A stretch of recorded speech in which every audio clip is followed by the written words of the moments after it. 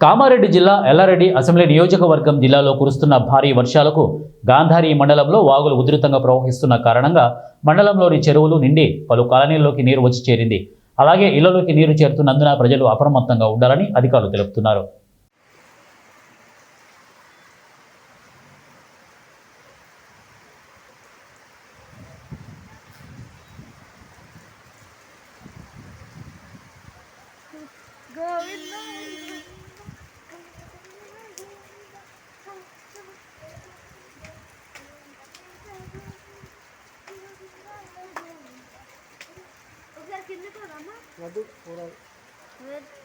చినిపోయిన dress